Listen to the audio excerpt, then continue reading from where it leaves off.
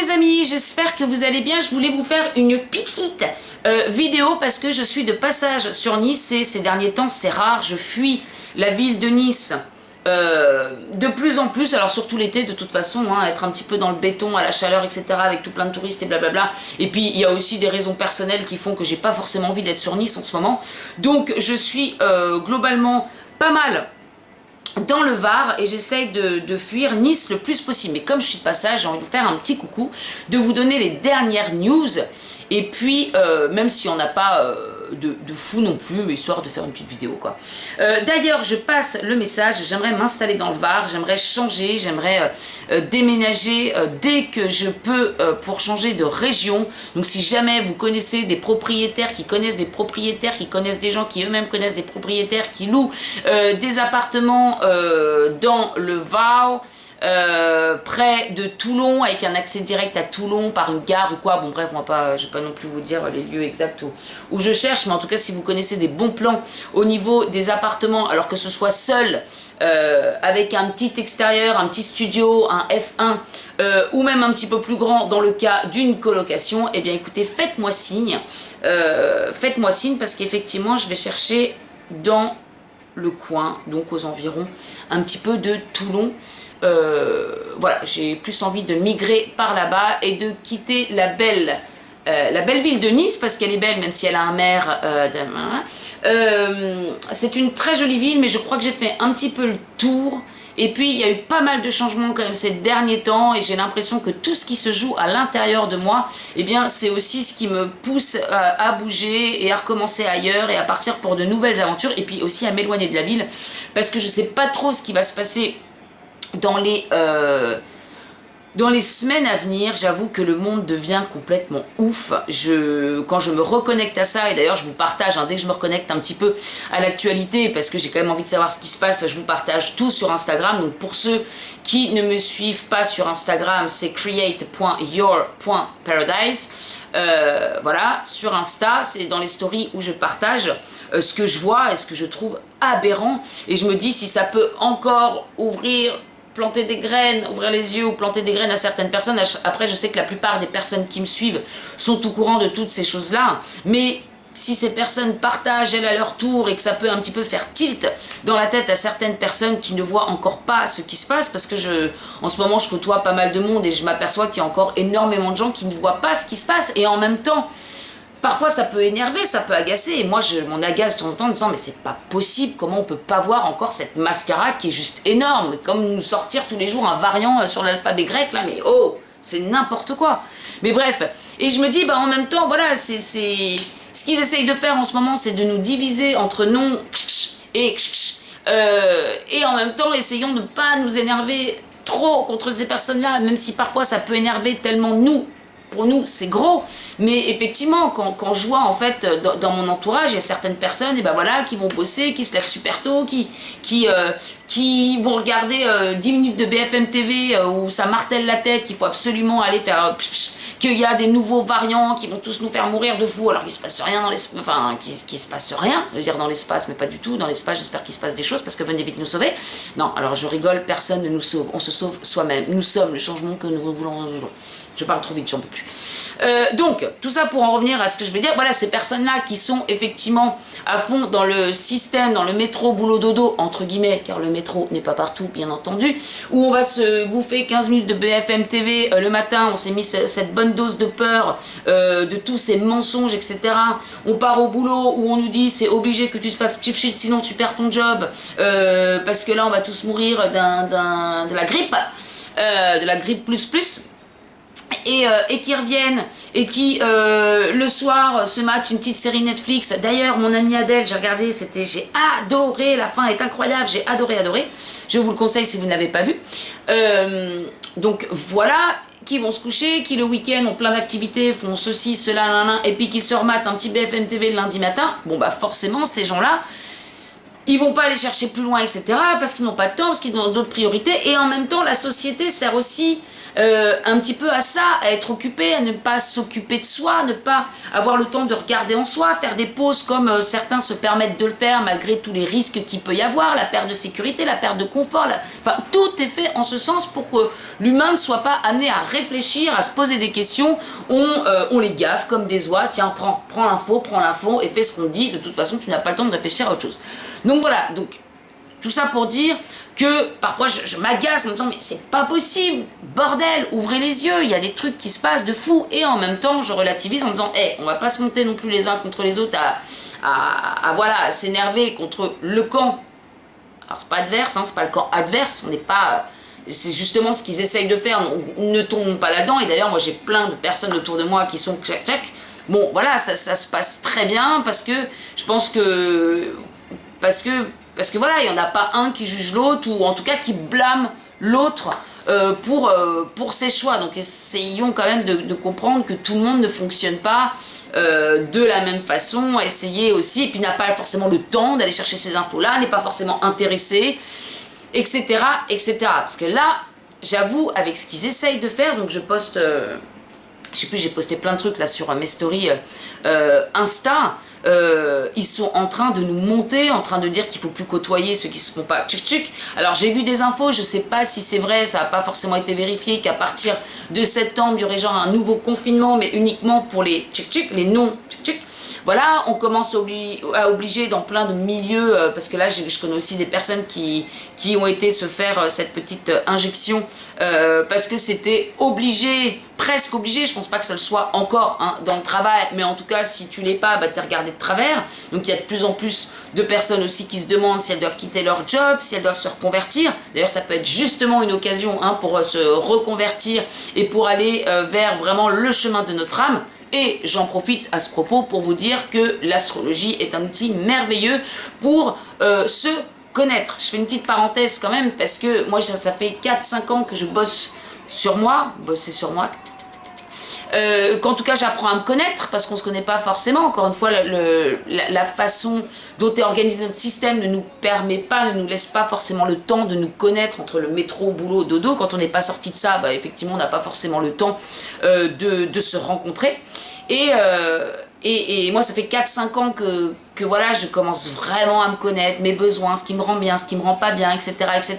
Et c'est vrai que je m'en rends compte après des années que ce qui vraiment me correspond, ce qui vraiment me correspond pas, ce qui me fait baisser en énergie, ce qui me fait monter en énergie, alors c'est pas forcément évident comme ça de le savoir.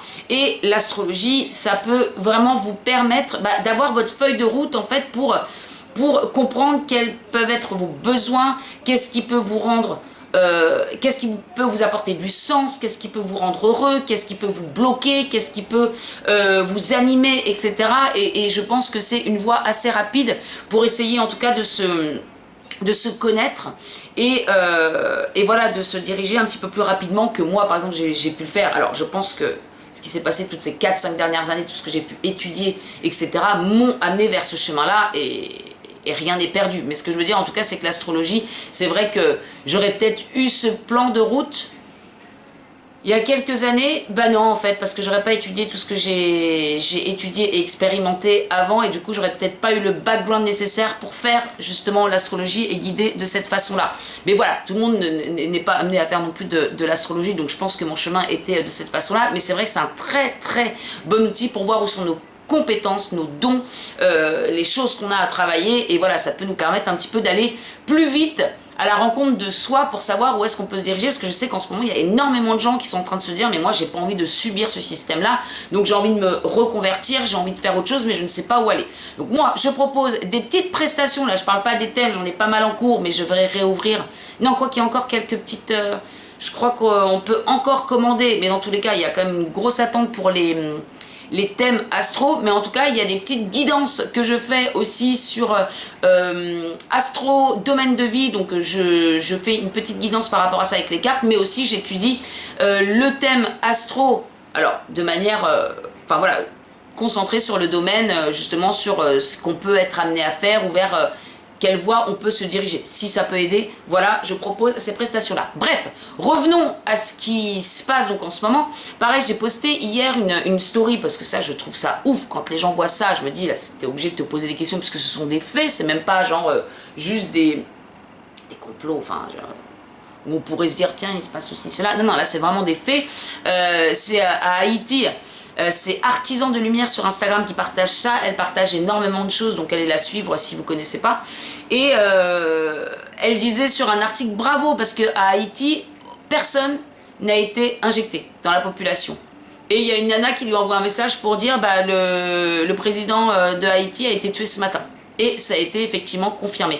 Il y a 3 présidents africains qui soit étaient contre le Covid, enfin qui étaient contre le Covid, qui ne croyaient pas à toute cette mascarade, qui n'ont pas voulu faire injecter la population, etc., qui sont quand même morts, et même la femme du président est morte également. Donc c'est un truc de fou. Ça veut dire que tu ne marches pas dans ce plan machiavélique, tu es tué, tu es évincé, tu es tourné en ridicule, tu es piétiné, tu es mis dans des hôpitaux, dans un hôpital psychiatrique. Les professeurs, ils sont tournés en ridicule, les gens qui sont des généticiens de fous, etc. Et il faut voir quand même, parfois il y a des commentaires où il y en a qui parlent de charlatans, je sais même plus les noms, mais enfin, parfois c'est ouf. Donc c'est pour ça que parfois c'est bien de se maintenir un petit peu aussi hors de ça.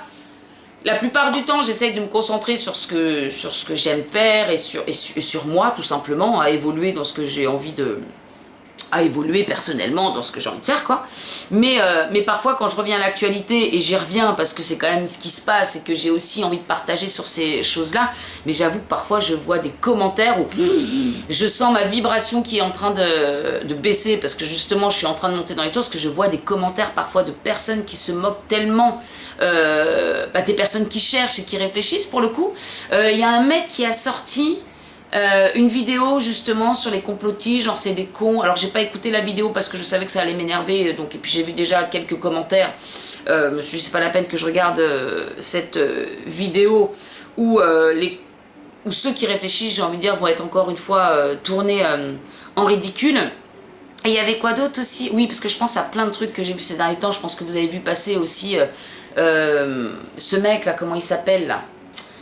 Celui qui parle d'aller forcer la population à aller se faire injecter, quitte à mettre 2 personnes des forces de l'ordre pour nous tirer par la peau des fesses. Enfin, il se passe des trucs de fou, quoi. Alors, j'ai quand même bon espoir. Je me dis qu'il y a quand même énormément de choses qui sortent aux États-Unis. Pour l'instant, la presse française bloque, mais j'espère bien que tout ça sortira. Il y a eu quand même les mails de Fauci, je sais pas comment on dit, qui sont sortis comme quoi c'était effectivement une mascarade, que le Covid avait été créé, on avait empêché les médecins de prescrire. Il y a quand même notre chère maire de Nice qui s'est fait soigner en un rien de temps à l'hydroxychloroquine, putain j'arrive pas à le dire, l'hydroxychloroquine, voilà, c'est ça, hein. Et le mec, il est en train de parler de 4e vague, de pousser les gens à aller se faire injecter le truc, alors que c'est sûr ces gens-là sont même pas injectés, quoi. Et il y en a même qui te le disent sur les plateaux TV ou dans les journaux, qui ne feront pas vacciner, mince j'ai dit le mot, qui ne feront pas injecter leurs enfants, ou alors ne se font pas injecter eux-mêmes. Je crois que même Macron a dit que lui il avait encore des anticorps, donc il fallait pas qu'il se fasse injecter, mais tous les autres alors? Aujourd'hui, on t'injecte un truc qui est encore en phase expérimentale sans même te demander tes antécédents, si tu as des problèmes de santé, si... Mais c'est ouf, et on te force à le faire, et on t'offre tes cadeaux pour t'inciter à le faire, et on te fait peur, et on te dit que tu ne vas plus avoir aucune liberté. Et oui, il y a encore des personnes qui ne voient pas tout ce qui se joue, ce qui est ouf, mais en même temps, voilà, revenons au fait qu'il y a des gens qui sont voilà, dans leur petite vie, qui écoutent BFM 15 minutes le matin, et puis qui partent dans leur truc, et qui entendent parler que ça, que des gens qui posent comme eux. Donc forcément, c'est difficile de se décentrer de ça pour aller voir ce qu'il y a à côté. Donc restons calmes, restons groupir, restons unis. Mais voilà, bref, il y a quand même des trucs de ouf qui se passent, donc je me dis, j'ai quand même bon espoir que ça sorte à un moment, parce qu'il y a eu énormément de choses qui ont été dites dans les mails, enfin, beaucoup de choses que l'on peut voir dans ces mails-là. Et je pensais aussi à un autre livre qu'on m'a conseillé, donc hier, que je n'ai pas lu, mais que je vous conseille, puisque j'en ai entendu parler, j'ai été voir les commentaires, etc. Et c'est le livre Un monde de menteurs, la cybercriminalité au service de la vérité, de Pat Jolan et Jackie Cassou. Voilà, donc là, on a vraiment toutes les sources, c'est tout référencé, etc. par rapport à tout ce qui se passe. Donc n'hésitez pas à le lire si jamais... moi, je pense que je vais voir aussi pour le lire. Bon, après, ça doit être... Après, bon, voilà, excusez-moi, je lis en même temps les trucs. Le contexte sanitaire peut justifier l'envoi aux médecins traitants des noms des patients non injectés. Non, mais c'est fou, maintenant, il n'y a même plus de secret médical, il y a tout qui part en cahuète. C'est un truc de foufou. Et en même temps, je me dis, s'ils s'accélèrent comme ça, s'ils sont en flip à ce point, s'ils essayent de remettre la peur de fou avec un variant où les symptômes sont un petit rhume, un petit mal de tête, bon, je me dis qu'ils doivent être un petit peu flippés, justement, que ça arrive jusqu'à nous, que la vérité, eh bien, explose. Donc, avant ça, eh bien, il faut que de plus en plus de personnes soient injectées, effectivement. Mais là, je trouve qu'on arrive à des points où, voilà, peut-être qu'on atteint quand même des seuils qui sont assez hauts, et peut-être que, justement, ça explosera d'ici pas trop de temps, c'est ce que je me dis aussi. Puis toujours cette sensation là, j'ai cette sensation de la personne qui a été se faire injecter, qui croit depuis des mois à ce qu'on raconte et qui à un moment s'aperçoit de la vérité, de ce qui se joue vraiment, et ça un plan qui date depuis mais des années et des années. Et là tu te dis non mais attends, mais cette rage, et là je ressens cette rage qu'il pourrait y avoir chez ces personnes qui à un moment ouvrent les yeux en se disant je suis allée moi-même faire ce genre de choses parce que j'ai cru, parce que j'ai eu confiance. Donc ça veut dire, c'est cette trahison qu'on peut ressentir, cette fureur qu'on peut ressentir à l'intérieur de nous, si ça se met en... Si ça commence à être révélé, j'ai l'impression de pouvoir ressentir la fureur qu'il va pouvoir y avoir, et c'est aussi pour ça que j'ai pas trop envie de rester dans les environs, j'ai pas trop envie de... Parce que je me dis, il va pouvoir y avoir, ouais, quelque chose d'assez violent qui peut se produire, quoi. Et c'est d'ailleurs un petit peu ce qui se disait dans les hypnoses quantiques régressives, qu'à un moment il y aurait la fureur, que ça allait gronder parce que les gens allaient s'apercevoir de la vérité, non seulement de ça, de se faire avoir à ce point-là, c'est insupportable, et puis après, si bien entendu le trafic, enfin si tout ce qui se joue aussi à des hautes sphères est dévoilé. Vous savez de quoi je parle pour ceux qui savent. Bon, là, tu te dis, c'est pas possible, c'est la révolte complète et c'est la fin pour eux, quoi. Et j'espère que ce le sera, parce que là, ça me sidère de voir à quel point ils se foutent de notre gueule. Moi, j'avoue que ça crée un sentiment chez moi, oh, mais pour qui vous prenez, les gars, quoi? C'est incroyable. Moi, c'est insupportable. En tout cas, je ferai partie de la résistance. Je résisterai jusqu'au bout. Et effectivement, s'il faut... Enfin, s'il faut y passer, je n'y passerai pas dans tous les cas. Ce sera par la force, quoi, parce que... Hein, voilà. Bon, bref, c'est pas pour mettre la mauvaise vibe, c'est juste pour en parler un petit peu. Je pense qu'on est plusieurs à être dans cet état de sidération. Ne cédons pas à la peur, en tout cas. Moi, je pense qu'on est quand même obligé, entre guillemets, de passer par là. Obligé que ce soit de plus en plus chaud pour qu'encore une fois, ça éclate. C'est toujours comme ça. Si on le prend à un niveau plus bas, à l'intérieur de soi...